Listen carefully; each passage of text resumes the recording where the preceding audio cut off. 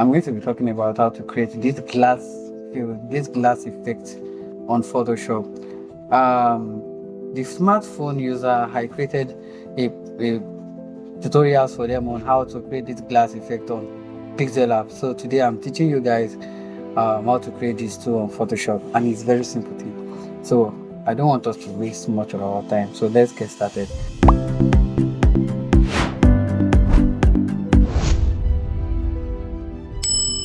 So the first thing is we are going to be needing the background. So this glass filter, the reason for this glass filter number one is to beautify your designs and to make it more unique.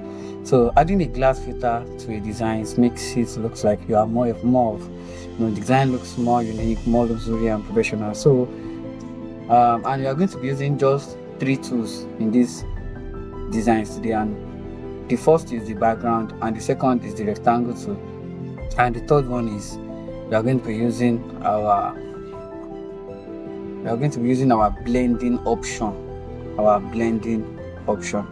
And the last one we are going to be using our blur tool. So let's get started. So the first thing we are going to be getting is our background. This background, I get it from Pinterest. You can search for backgrounds on Pinterest. Any background. It's not majorly, it should be the same blue background that I use. So I go to Pinterest and I get the background. I click on copy image.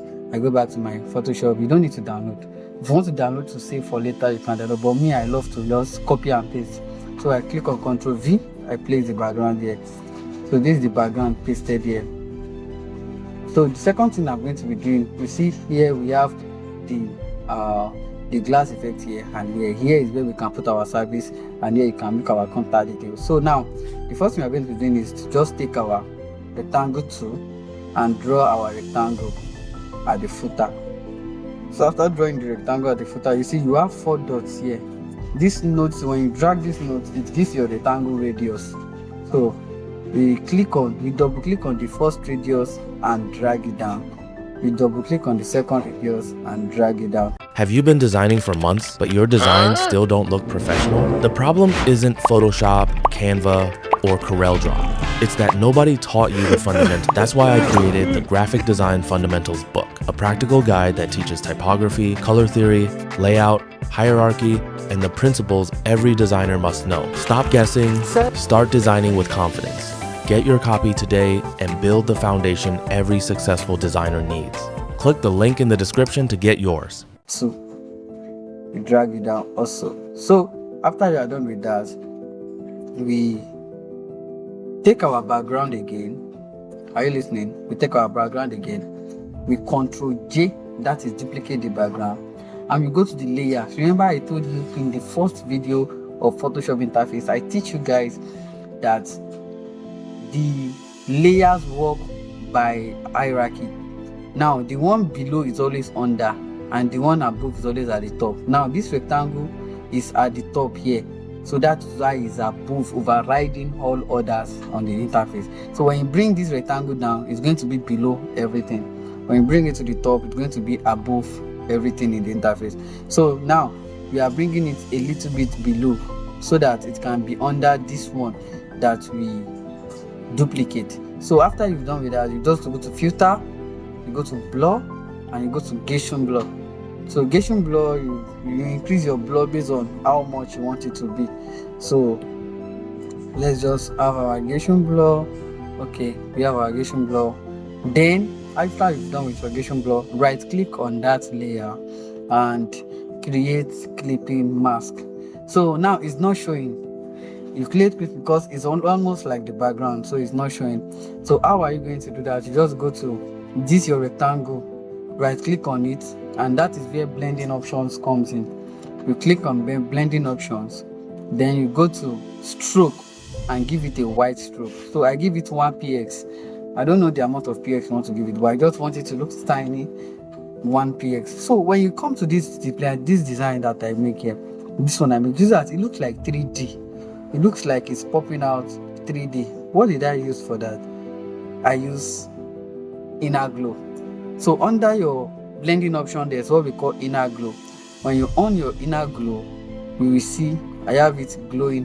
The inner glow working already. It's making it look like 3D. So after you've on your inner glow, you can edit it to whatever you want. This is the opacity for inner glow, this is the noise, this is the choke, this is the size. I give the size 21 and I give the opacity 34 and I give the range 50.